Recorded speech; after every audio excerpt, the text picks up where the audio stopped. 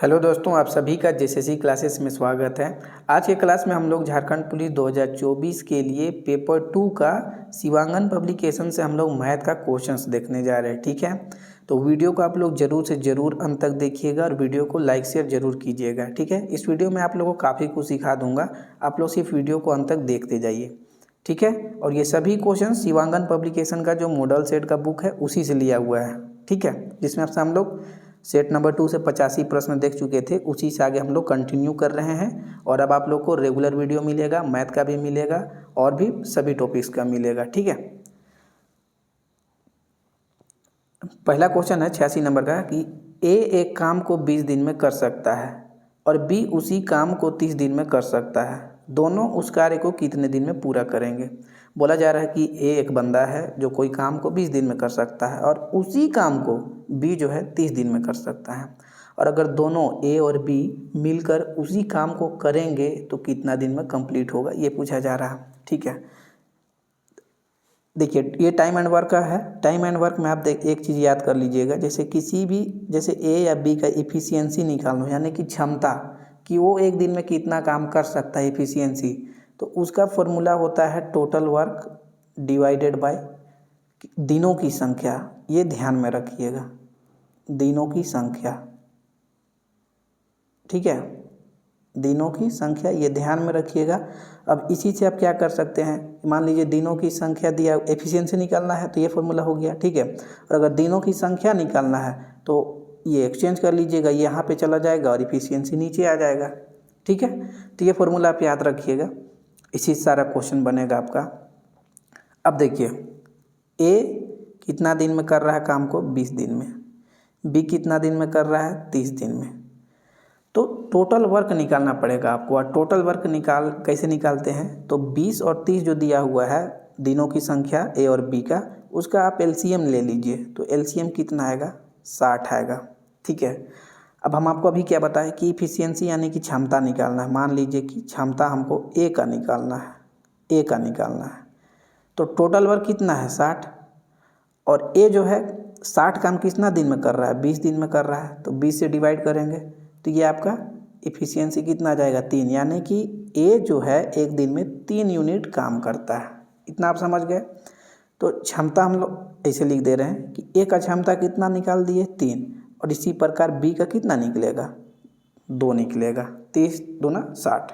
ठीक है, अब क्या है कि ए जो है एक दिन में 3 यूनिट करेगा, बी जो है एक दिन में 2 यूनिट करेगा, और दोनों मिल के एक दिन में कितना काम करेंगे, तो 5 यूनिट काम करेंगे, 5 यूनिट काम करेंगे। अब एक दिन में ये लोग 5 काम कर रहे हैं, टोटल काम करना है 60 काम। ठीक है, तो हम लोग क्या करेंगे, 60 को 5 से डिवाइड कर देंगे, तो 5 12 बार में जाएगा। तो यही तो आपका आंसर है। समझ पा रहे हैं कि नहीं, यही तो आपका आंसर है कि 12, ऑप्शन नंबर डी करेक्ट हो जाएगा आपका। टाइम एंड वर्क ऐसे ही निकालना जाता है। ठीक है, कि आपको दिनों की संख्या दे दिया है तो आपको क्षमता पूछ लेगा, अगर क्षमता दिया हुआ है तो आपको दिनों की संख्या पूछ लेगा।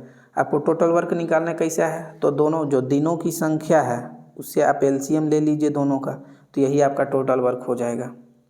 उसके बाद जो आपको फॉर्मूला बताए उसमें कर लीजिए, आपका तुरंत सॉल्व हो जाएगा। ठीक है, यहाँ पे ऑप्शन नंबर डी करेक्ट होगा 86 का।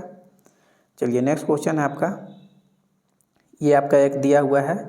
ठीक है, इसका आपसे पूछा जा रहा है कि इसका वैल्यू क्या होगा। आप इसको गौर कीजिए, ये और ये, तो ये दोनों सेम है, तो ये ए मान लीजिए ए है। ठीक है, और ये आप लास्ट वाला देखिए तो ये भी दोनों सेम है, तो ये बी मान लीजिए। ठीक है, और ये टर्म को आप देखिए आप, तो 2 इंटू ए इंटू बी, देखिए यही लिखा हुआ है। तो ये ए इंटू ए कितना हो जाएगा, ए स्क्वायर हो जाएगा, और ये बी इंटू बी कितना हो जाएगा, बी स्क्वायर हो जाएगा। यहाँ पे देखिए गुना का चिन्ह है ना, गुना का भी साइन दिया हुआ है, बी स्क्वायर हो जाएगा। तो ये किसका फॉर्मूला बन गया, ए प्लस बी का होल स्क्वायर का फॉर्मूला बन गया। ठीक है, तो आपको यही सोल्व करना है। ठीक है, देखिए अब ए कितना हो गया, ए क्या होगा, 5 तिया 15 3 18/5 आएगा, है ना। और बी कितना आएगा, बी आपका 2/5 दिया हुआ है। अब ए प्लस बी कितना हो जाएगा, 18 और 2 डायरेक्ट जुड़ जाएगा, तो 20 डिवाइडेड बाय 5, और इसी का होल स्क्वायर तो निकालना है आपको। है ना, क्योंकि a प्लस बी का होल स्क्वायर का में दिया हुआ है ना, ये टर्म पूरा होल स्क्वायर में दिया हुआ है, तो ये तो निकालना है। तो ये 5 से 4 बार में जाएगा, तो 4 का स्क्वायर इज इक्वल टू 16। इतना ही करना है आपको, और यही तरह प्रश्न आपसे पूछा जाएगा। ऑप्शन नंबर बी करेक्ट हो जाएगा। ये ए स्क्वायर दिया हुआ है, ये बी स्क्वायर दिया हुआ है, और ये 2ab दिया हुआ है, मतलब a प्लस बी का होल स्क्वायर में ये पूरा टर्म दिया हुआ है। तो बस वही सोल्व करना था आपको। ऑप्शन नंबर बी करेक्ट हो जाएगा, 16 आएगा। चलिए नेक्स्ट क्वेश्चन। 5 घंटे एक साथ बजना शुरू करते हैं, ठीक है, बेल है, 5 को बेल है, ये सभी एक साथ बजना शुरू करते हैं और क्रमशः 6, 7, 8, 9, 12 सेकेंड के अंतराल में बजते हैं। कितने सेकेंड बाद वे फिर एक साथ बजेंगे? तो इस टाइप से प्रश्न आपको कुछ नहीं करना रहता है, जो भी संख्या दिया हुआ है उन सभी का एलसीएम ले लीजिए। एलसीएम ऑफ 6, 7, 8, 9, 12, इतना का आपको एलसीएम निकाल लेना है और वही आपका करेक्ट आंसर हो जाएगा, ठीक है। तो एलसीएम तो बहुत तरह से निकाला जाता है, तो जो मेरा सबसे अच्छा मेथड होता है कि मैं क्या करता हूँ कि जो सबसे बड़ा संख्या उसी को एलसीएम मान लेता हूँ। तो मान लीजिए एलसीएम 12 है, ठीक है। अब 12 किससे किससे मिलकर बना है, तो ये हमको पता है कि ये 3 और 4 से मिलकर बना है, ठीक है। और 4 को भी दिमाग में 2 × 2 रख लेता हूँ।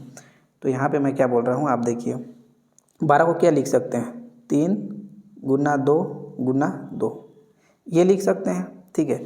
अब 9 किससे किससे मिलकर बना है, 3 × 3, तो 3 तो ऑलरेडी एक ले चुके हैं, तो एक 3 बच रहा है, तो ये 3, ठीक है।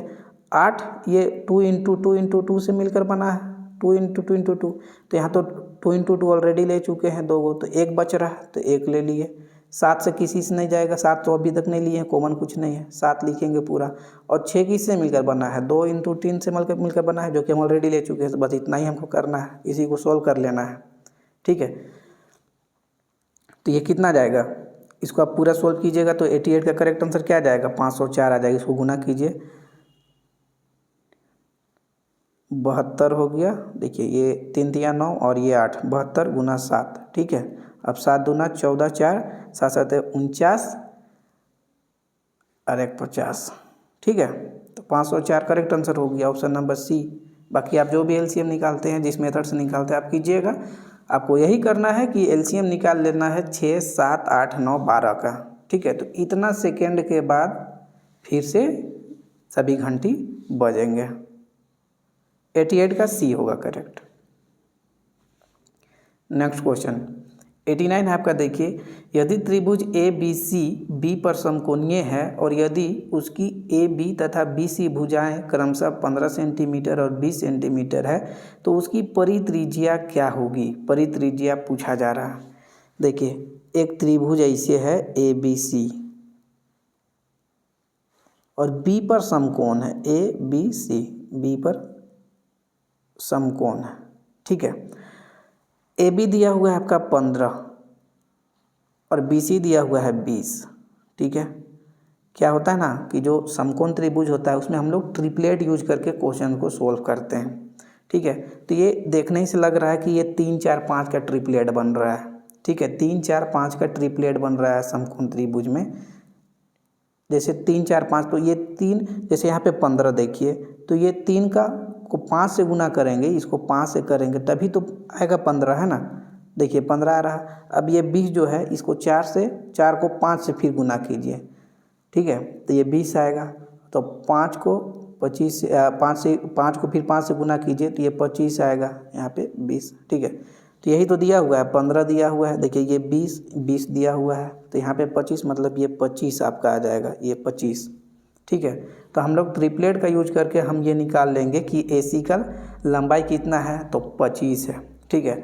अब बोला जा रहा है कि आपको परित्रिज्या निकालना है, ठीक है। परित्रिज्या क्या होता है कि जो परिवृत्त होता है ना, तो उसी के त्रिज्या को परित्रिज्या बोलते हैं। और परिवृत्त क्या होता है, तो परिवृत्त त्रिभुज के तीनों जो शीर्ष है उसको मिला करके आप ऐसे एक सर्कल बनाइएगा, ठीक है, ऐसे सर्कल बनाइएगा, उसी को बोलेंगे परिवृत्त, ठीक होता है।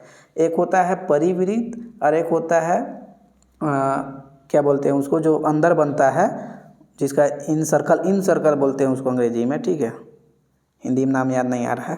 तो ये परिवृत्त हो गया, तो इसका आपको त्रिज्या निकालना है। तो परिवृत्त जो ये बना परिवृत्त, इसका व्यास क्या होगा? तो इसका व्यास होगा जो त्रिभुज का AC भुजा है ना, ये इसका व्यास होगा, ठीक है। और इसी का हमको त्रिज्या निकालना है। तो इसका व्यास ये है 25 सेंटीमीटर, तो इसका त्रिज्या क्या होगा? 25/2, जो कि होगा 12.5। तो ऑप्शन नंबर डी करेक्ट हो जाएगा, ठीक है। तो ये AC लंबाई इसलिए ही निकाले थे क्योंकि परिवृत्त जो बनता है ना, तो परिवृत्त समकोण त्रिभुज में जो समकोण त्रिभुज का जो कर्ण होगा वही परिवृत्त का क्या हो जाएगा? उसका डायमीटर यानी कि व्यास हो जाएगा, ठीक है। आई होप कि आप लोग समझ रहे होंगे। सबसे पहले यहाँ देखना था कि कौन सा ट्रिपलेट में है ये, तो ट्रिपलेट हम लोग ढूंढ लिए कि ये 3, 4, 5 का है, ठीक है। क्योंकि 3 से आप गुना कीजिए सीधे, मतलब जैसे ये 5 से हम लोग कॉमन टर्म से गुना कर रहे हैं, ये भी ध्यान रखना है। तो 3 × 5 = 15, 5 × 20 और 5 × 25। तो हम लोग देख लिए कि ये और ये ट्रिपलेट में है ना। तो इसे सॉल्व करना रहता है। बाकी आपको परिवृत्त आना चाहिए कि परिवृत्त क्या होता है, और परिवृत्त का डायमीटर, अगर समकोण त्रिभुज का परिवृत्त है तो वो उसका डायमीटर क्या होगा, व्यास क्या होगा, वो भी जानना आपको ज़रूरी है। तो यहाँ पे 12.5 हो जाएगा, ठीक है। चलिए नेक्स्ट क्वेश्चन है, 750 रुपया अंकित मूल्य का एक रेडियो सेट यदि 570 रुपया में बेचा जाता है तो दी गई छूट की दर क्या होगी? छूट क्या होगा ये पूछा जा रहा है। MRP यानी कि अंकित मूल्य जो है, मार्क्ड प्राइस जो है, ये कितना है? 750 रुपया। और बेच कितना में रहा है? सेलिंग प्राइस कितना में? 570 में, ठीक है। तो छूट कितना दे रहा है? तो आप 750 में 570 माइनस कर लीजिए, तो कितना जाएगा? देखिए यहाँ पे 70 तो 30 हो गया, 130, 180, 180 का डिस्काउंट दे रहा है। कितना में दे रहा है? तो 750 में दे रहा है, इंटू 100, है ना। 10 और ये 5 से कितना जा रहा है? 15 बार में जाएगा, ठीक है। फिर 5 से इसको काटते हैं, 3 से काटते हैं, 3 × 5 = 15, 3 × 6 = 18, ये 5 से 12 बार में, तो 12 × 2, तो ये 24% आएगा। ऑप्शन नंबर सी हो जाएगा, है ना। कि अंकित मूल्य जो है 750 है और बेच कितना में रहा? 570 में। तो छूट कितना का दे रहा है? तो 180 का छूट दे रहा है। तो 180 का छूट कितना में दे रहा है? 750 में दे रहा है, इंटू 100 करेंगे, इसको सॉल्व करेंगे, 24% आएगा। आपका करेक्ट आंसर यही है। नेक्स्ट, A, B और C मिलकर 150 रुपया प्रतिदिन कमाते हैं, जबकि A और C मिलकर 94 रुपीज़ कमाते हैं और B और C मिलकर 76 रुपया कमाते हैं। C की प्रतिदिन की कमाई कितनी है? देखिए कुछ नहीं करना है, इजी क्वेश्चन है। A + B + C 150, ठीक है। और A + C कितना? A + C कितना कमाते हैं? तो 94 रुपया कमाते हैं। और B + C कितना कमाते हैं? तो ये 76 रुपया कमाते हैं, ठीक है। A + C 94 रुपया, यहाँ पे A + C 94 रुपया है, ठीक है। तो B हम लोग निकाल सकते हैं इसे, तो -94 करेंगे यहाँ, तो B का वैल्यू निकल जाएगा। B कितना कमा रहा? तो ये 6 और 50 56 हो गया। B जो है 56 रुपया कमा रहा। अब यहाँ रखिए वैल्यू, तो ये 56 + C = 76। तो यहाँ से फिर C निकालेंगे, C कितना आएगा? तो 76 - 56 = 20। तो आपको C का वैल्यू निकालना था, जो कि ऑप्शन नंबर B दिया हुआ है, 20 रुपीज़। सिर्फ यही करना था। नेक्स्ट क्वेश्चन, एक ठोस गोले को गलाया जाता है और लंबवृत्ताकार शंकु में ढाला जाता है, जिसकी आधार त्रिज्या गोले की त्रिज्या के बराबर होगी। इस प्रकार बताए गए या बनाए गए शंकु की ऊंचाई और त्रिज्या का अनुपात क्या होगा? ठीक है, वीडियो को लाइक शेयर जरूर कीजिए आप लोग। ठोस गोला बोला जा रहा है, तो देखिए अगर आप ढाल रहे ना, एक कोई चीज़ है जैसे गोला है, उसको आप शंकु बना रहे हैं, ठीक है, ढाल करके, तो दोनों का वॉल्यूम जो होता है ना, वॉल्यूम आयतन जो होता है वो हमेशा सेम ही रहता है, ठीक है। आयतन जो रहेगा वो हमेशा सेम रहेगा, तो आयतन को सेम करना रहता है ऐसे क्वेश्चंस में। तो गोले का आयतन क्या होता है? तो गोला का आयतन होता है 4/3 πr³, ठीक है। और यही आयतन रहेगा किसका? वृत्ताकार शंकु, और शंकु का आयतन क्या होता है 1/3 पाई r²h। ठीक है, r दोनों में सेम है, बोला गया है कि जो त्रिज्या है जो गोले का है वही शंकु का भी है। अब इसको काटिए आप, तो ये यहाँ से ख़त्म होगा, ये कटेगा आपका r² से, ये कट जाएगा और ये बच जाएगा। तो अब बचा क्या 4r = h, ये बचा। और आपको क्या बोला जा रहा है कि शंकु का ऊंचाई और त्रिज्या का अनुपात बताइए आप। ठीक है, यानी कि h/r क्या होगा ये पूछा जा रहा है। तो ये जो r है इसको अब हम नीचे ले जाते हैं, चलिए यहाँ ले गए। ठीक है, तो यही तो आपको निकालना है। देखिए h/r ही तो निकालना है, और ये आपका नीचे आ जाएगा, तो 4:1 हो जाएगा। तो ऑप्शन नंबर डी है, देखिए। ठीक है, यहाँ पे 4:1। ठीक है, तो यही करना था आपको, कुछ नहीं करना था, सिर्फ दोनों का वॉल्यूम को यानी कि आयतन को इक्वल कर लेना था और h/r का रेशियो निकाल लेना था, जो कि डायरेक्ट बन जाएगा। नेक्स्ट क्वेश्चन क्या है, 30.6 किलोमीटर प्रति घंटा की गति निम्नलिखित में से किसके बराबर है। ठीक है, ये नॉर्मल क्वेश्चन है और इसी टाइप से आपसे प्रश्न पूछा जाएगा आपका 10th लेवल का एग्जाम में। ठीक है, और अगर आप चाहते हैं कि आपका लेवल किस तरह से रहेगा, तो अभी CGL का एग्ज़ाम हुआ था जो कि अभी कैंसिल हो चुका है, आप उसका मैथ का क्वेश्चंस देख लीजिएगा। ठीक है, उससे आपको काफ़ी आइडिया मिल जाएगा कि आपको किस लेवल का तैयारी करना है। लटर पटर पढ़ते रहिएगा, डीप में जाके पढ़ते रहिएगा, उससे कुछ नहीं होने वाला है। ठीक है, जो चीज़ पूछा जाएगा रिलेवेंट चीज़ों को पढ़िए। ठीक है, देखिए 30.6 ये किलोमीटर प्रति घंटा में दिया हुआ है, आपको इसको मीटर प्रति सेकंड में चेंज करना है, बस यही काम करना है। तो इससे पहले भी हम आपको बता चुके हैं। देखिए, किलोमीटर प्रति घंटा से मीटर प्रति सेकंड में जाना है। यहाँ पे हम आपको लिख के बता रहे हैं, ये दिमाग में हमेशा रखिएगा, ये आपको बहुत काम आएगा। ठीक है, बहुत काम आएगा। किलोमीटर प्रति सेकंड में दिया हुआ है, आपको बदलना है मीटर प्रति सेकंड में। तो किलोमीटर प्रति सेकंड बड़ा यूनिट है एज कंपेयर मीटर प्रति सेकंड के। तो अगर आप किलोमीटर प्रति सेकंड से मीटर प्रति सेकंड में कन्वर्ट कर रहे हैं, तो बड़ा यूनिट से छोटा यूनिट में जा रहे हैं। अगर बड़ा यूनिट से छोटा यूनिट में जा रहे हैं तो 5/18 से गुना कीजिएगा। बड़ा यूनिट से छोटा यूनिट में जा रहे हैं तो छोटा यूनिट को हमेशा, जैसे 18 की तुलना में 5 जो है छोटा है, तो 5 को ऊपर रखिएगा, नीचे 18 को रखिएगा, 5/18 से गुना कीजिएगा। अब मीटर प्रति सेकंड से आप किलोमीटर प्रति सेकंड में जा रहे हैं, मतलब आप छोटा यूनिट से बड़ा यूनिट में जा रहे हैं, तो हमेशा 18/5 से गुना कीजिएगा। ये ध्यान रखिएगा, ये आपको बहुत काम आएगा। एकदम फिक्स कर लीजिए दिमाग में, ये टाइम एंड डिस्टेंस वाला हमें बहुत काम आएगा कि आप छोटा यूनिट से बड़ा में जा रहे हैं तो हमेशा 18 को ऊपर रखिएगा, और अगर आप बड़ा से छोटा में जा रहे हैं तो हमेशा 5 को ऊपर रखिएगा। ठीक है, तो यहाँ पे हम आपको करके दिखा रहे हैं। देखिए, ये आपका बड़ा यूनिट है, हमको छोटा यूनिट में जाना है, तो छोटा यूनिट में जाने के लिए हम क्या करेंगे, इस चीज़ को छोटा वाला से ऊपर में छोटा को रखेंगे, 5 को रखेंगे, और 18, 5/18।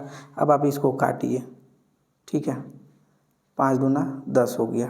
ठीक, उसके बाद ये 6 से, 6 तिया 18, 6 पचे 30, 6 का 6। ठीक है, ये 3 से, तो ये आपका 3 का 1, 3 7 17 तिया 51 है ना। तो ये आपसे कितना बच गया, 17/2 बच गया, 17/2 बच गया। अब ये कितना आ जाएगा 8.5, ऑप्शन नंबर ए। देखिए, बस इतना ही करना रहता है कि आपको सिर्फ जानना रहता है कि 5 को ऊपर रखना है कि 18 को नीचे रखना है। ठीक है, क्योंकि हम आपको बहुत अच्छे से बता दिए, इसके लिए एक लाइक शेयर जरूर कीजिएगा। नेक्स्ट क्वेश्चन देखिए, 200 मीटर लंबी ट्रेन 36 किलोमीटर प्रति घंटा की रफ्तार से चलकर एक पुल को पार करने में 55 सेकंड लेती है। पुल की लंबाई बताइए, आपको पुल का लंबाई ज्ञात करना है। ठीक है, जैसे कोई आप दिमाग से लगाइए कि कोई ट्रेन है, वो पुल को पार कर रहा है। ठीक है, तो ट्रेन तो पुल को भी पार करना है, उसको साथ में अपना लंबाई को भी पार करना रहता है। तो हम लोग इसलिए ट्रेन का भी लंबाई लेंगे और पुल का भी लंबाई लेंगे। ठीक है, तो आप लोग जानते होंगे क्या होता है, distance is equal to speed into time होता है, कि दूरी जो होता है वह चाल गुना समय के बराबर होता है। ठीक है, तो अब डिस्टेंस क्या होगा, ये 200 मीटर लंबा, तो 200 प्लस और क्या लेंगे, ये तो ट्रेन का दिया हुआ है, तो पुल का लंबाई भी लेंगे तो पुल का लंबाई मान लीजिए हम लोग x है क्योंकि दिया हुआ नहीं है, इज इक्वल टू चाल कितना है 36 किलोमीटर प्रति घंटा। अब आप देखिए यहाँ पे मीटर में है, यहाँ पे किलोमीटर प्रति घंटा में, आंसर आपसे पूछ रहा है मीटर में, तो इसको भी तो बदलना पड़ेगा। तो अभी हम आपको बताएं कि किलोमीटर प्रति घंटा से हम छोटा यूनिट में जा रहे हैं, यानी कि मीटर प्रति सेकंड में जा रहे हैं, तो किसको रखेंगे ऊपर, 5 को रखेंगे ऊपर, अभी जस्ट बताएं। तो 5/18 किए गुना समय कितना है 55। अब इसी को आपको सोल्व कर लेना, कुछ करना ही नहीं है, इसको आपको सोल्व कर लेना है बस। 18 दूना 36, ठीक है। अब ये क्या जाएगा, 5 दूना 10, ये 550 होगा। तो क्या 200 plus x is equal to 550। अब ये जो 200 है इसको इधर ले आएंगे तो माइनस आ जाएगा, और ये कितना आ जाएगा, टोटल माइनस होने के बाद कितना आ जाएगा, ये 350। तो यही तो आपको निकालना था, x का वैल्यू बच जाएगा इधर। x का वैल्यू कितना हो गया 350, यानी कि पुल की लंबाई जो है 350 मीटर है। ऑप्शन नंबर सी करेक्ट होगा।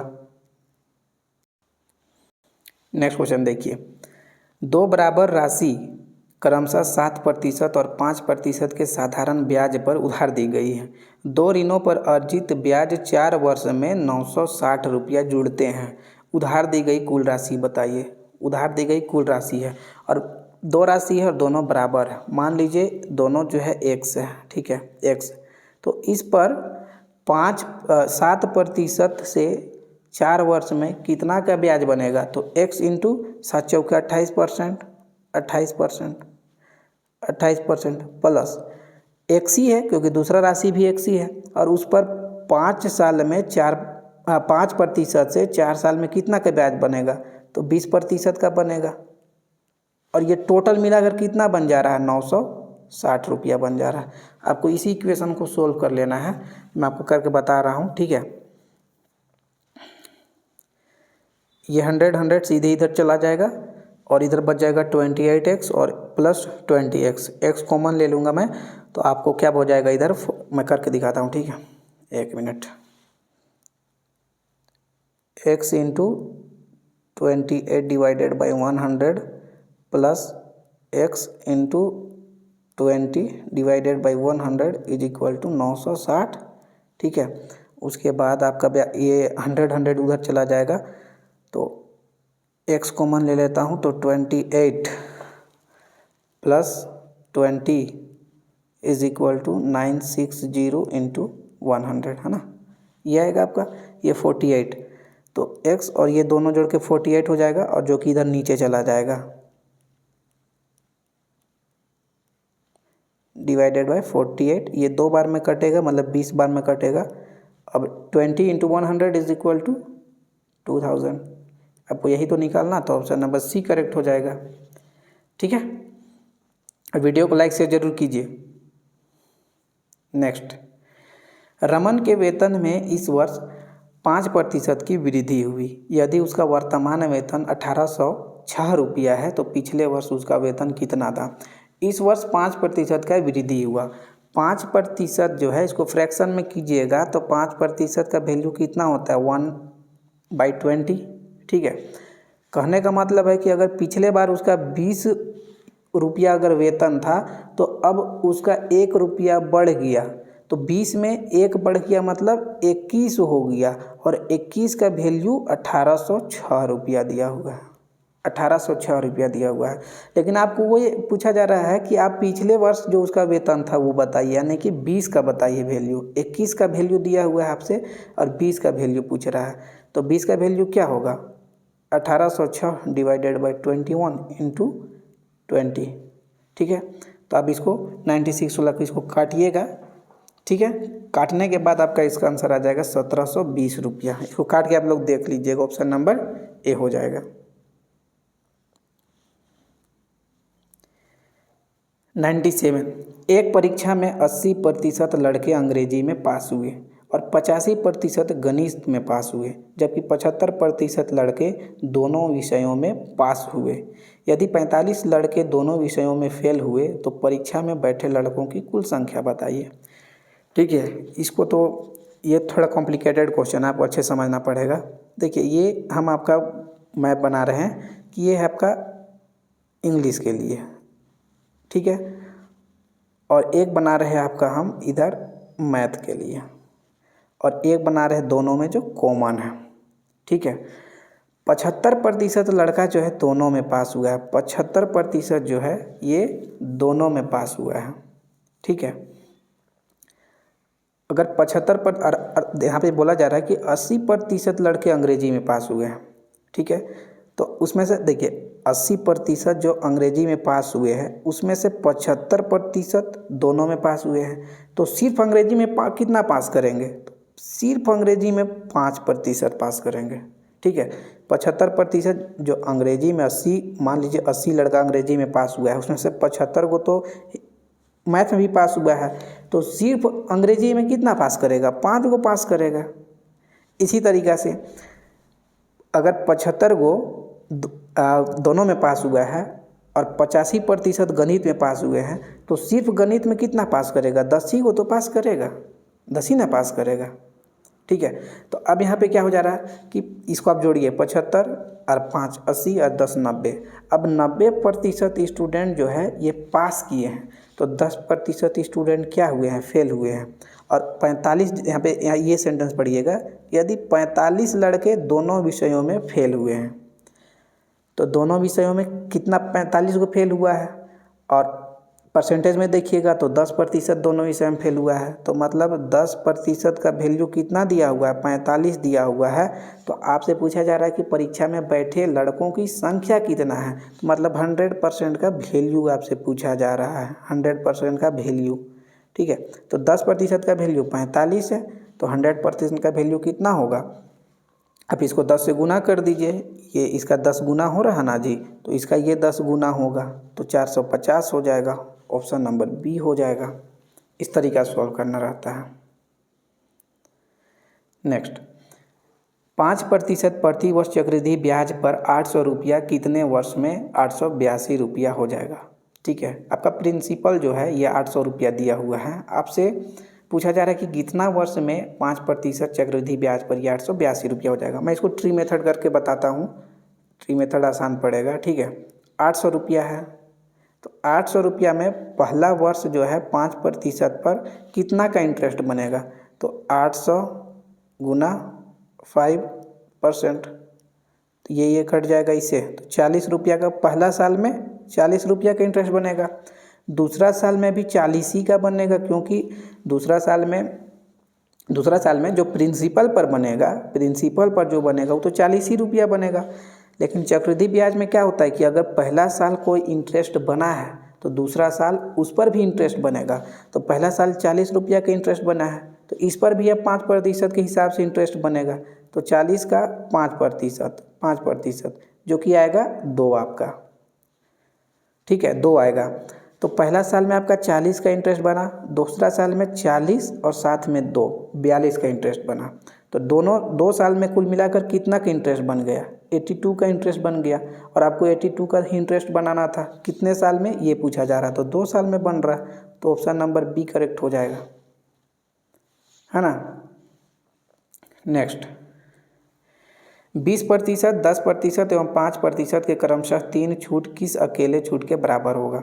3 छूट दिया हुआ है, उसका मतलब एक एकल छूट क्या होगा ये पूछा जा रहा है। तो इसके लिए हम सक्सेसिव मेथड बेस्ट मानेंगे यहाँ पे, क्योंकि डेटा भी आसान दिया हुआ है, जो परसेंटेज दिया हुआ काफ़ी आसान दिया हुआ, इसलिए 20% इसका वैल्यू 20% को फ्रैक्शन में क्या लिखेंगे आप, 1/5।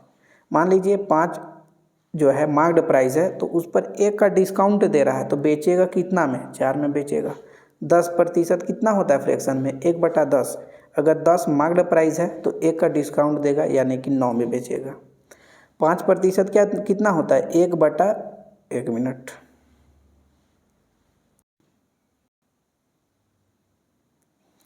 हाँ 20% 1/5 होता है, तो 5 अगर मार्क्ड प्राइस है तो 1 का छूट देगा, 1/5 होगा ना, तो 5 है मार्क्ड प्राइस, 1 का छूट देगा तो 4 में बेचेगा। 10% इसी हिसाब से होगा कि 10 अगर मार्क्ड प्राइस है तो 1 का छूट देगा तो 9 में बेचेगा। 5% कितना हुआ, 1/20 होता है, अगर 20 मार्क्ड प्राइस है तो 1 का डिस्काउंट देगा, यानी कि 19 में बेचेगा। अब आप इन सभी को मल्टीप्लाई कर लीजिए, ये एक मल्टीप्लिकेशन होगा जो कि कितना आ जाएगा, 5 दूना 10, ये 1000 आएगा, 1000 आएगा।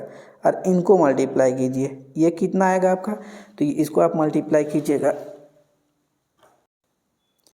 इसको आप मल्टीप्लाई कीजिएगा तो ये आपका बनेगा 684 बनेगा, 684। कहने का मतलब है कि अब हम जो रेशियो निकाले वो कितना निकाले, 684। अगर मार्क्ड प्राइस 1000 है तो बेच रहा 684 में, ठीक है।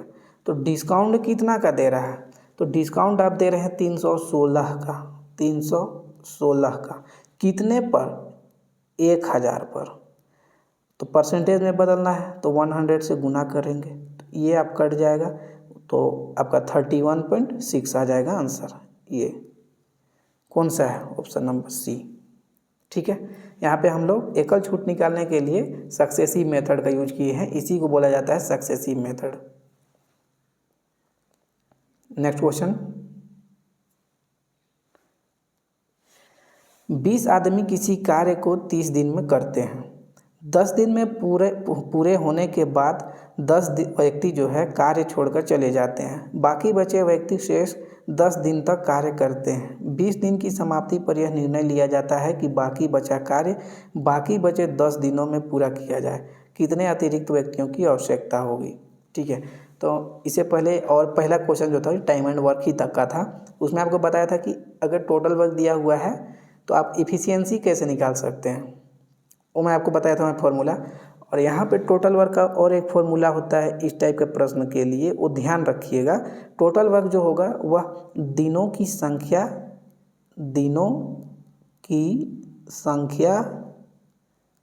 गुना कुल आदमियों की या कुल व्यक्तियों की संख्या, ये ध्यान रखिएगा, ये आप नोट डाउन कर लीजिएगा। वहाँ पे एक टोटल वर्क का आपको फॉर्मूला बताए थे, यहाँ पे एक बता रहे हैं। टोटल वर्क का इस तरह से प्रश्न में क्या करना है, दिनों की संख्या गुना कुल व्यक्तियों की संख्या, वो टोटल वर्क के बराबर हो जाएगा, ठीक है। तो अब हम आपको करके बताते हैं। देखिए 20 आदमी जो है 30 दिन में करते हैं तो टोटल वर्क एक बनेगा आपका, ये टोटल वर्क बनेगा। और इसी टोटल वर्क को ये जो काम है मैं आपको निकाल के ही बताता हूँ। जैसे 20 × 30 आएगा जो कि कितना हो गया, 600। कहने का मतलब है कि 20 आदमी 30 दिन में करते हैं तो 600 काम करते हैं, ठीक है। 600 यूनिट काम करते हैं, ये आप मानिए यूनिट लेके चलिए कि 600 यूनिट काम करते हैं। अब इसी 600 यूनिट काम को करवाना है दूसरे तरीक़ा से, और दूसरा तरीका क्या है कि 10 दिन, ये 20 आदमी 10 दिन करेंगे, उसके बाद 10 व्यक्ति छोड़ देंगे, ठीक है। उसके बाद फिर जो बचे होंगे ये फिर 10 दिन काम करेंगे, उसके बाद फिर 20 दिन ख़त्म हो गया, क्योंकि 10 दिन यहाँ पे काम हुआ, यहाँ पे 10 दिन काम हुआ, टोटल 30 दिन में ख़त्म करना है। तो बाकी 20 दिन हो गया तो 10 दिन बचा। अब 10 दिन में शेष काम को करने के लिए अब कितना आदमी का और जोड़ना पड़ेगा, इस तरीक़ा से पूछा जा रहा है। तो हम आपको यही बता रहे हैं, टोटल वर्क आप दोनों में सेम कर दीजिए। तो यहाँ पे टोटल वर्क हम आपको निकाल के बताया कि 600 है। अब इसी काम को दूसरा तरीक़ा से करवाना है। कैसे करवाना है, तो 10 दिन में पूरा 20 आदमी, शुरुआत में तो 20 आदमी है तो 20 व्यक्ति काम करेंगे, तो इससे कुछ काम होगा। उसके बाद 10 आदमी जो है ये छोड़कर चले गए, तो अब 20 में 10 छोड़कर चले गए तो 10 बचे, ठीक है। और वही 10 जन जो है ये अगले 10 दिन काम करेंगे, तो फिर 10 × 10, ठीक है। उसके बाद फिर प्लस करना पड़ेगा। अब 20 दिन हो गया, 10 दिन बचा हुआ है, तो अब आपको और कितने व्यक्तियों की अधिक ज़रूरत पड़ेगी ये पूछा जा रहा है। तो अभी वर्तमान समय में कितने व्यक्ति हैं, 10 व्यक्ति हैं। अब हमको 100 व्यक्ति और चाहिए, और ये कितना दिन काम करेंगे, 10 दिन काम करेंगे। तो ये प्लस ये इतना काम करेंगे तब जा कर के 600 यूनिट काम होगा पूरा, समझे। ये अब यहीं पे आपको x का वैल्यू पूछा जा रहा है। टोटल वर्क आपको सेम करना है, ऐसे क्वेश्चंस में टोटल वर्क आपको सेम करना है, ठीक है। क्योंकि एक ही काम है, एक ही काम को 20 आदमी 30 दिन करे, या फिर उसी काम को अलग अलग तरीक़ा से कभी घटेंगे बढ़ेंगे इस तरीक़ा से करेंगे तो भी 600 ही काम करना है, इसीलिए टोटल वर्क को सेम कर देना है। तो अब इसी को सोल्व करना है आपको, तो यहाँ पे 200 आएगा, और ये वाला पार्ट से कितना आ जाएगा, ये आपका पार्ट से 100 आएगा, ठीक है। तो ये आपका, और फिर ये आपको ये 10 हो गया और ये 10 से गुना होगा तो फिर ये 100 आएगा, प्लस में फिर आपका क्या आएगा 10 इंटू एक्स आएगा, 10 इंटू एक्स आएगा। तो ये 200 100 100 यानी कि 400, तो 400 इधर चला जाएगा तो ये माइनस में आएगा, तो ये 200 बचेगा, 200 बचेगा। और फिर इधर क्या बच जाएगा 10 इंटू एक्स, 10 इंटू एक्स। अब इससे ये कट जाएगा तो x इज इक्वल टू कितना आ गया 20 आ गया।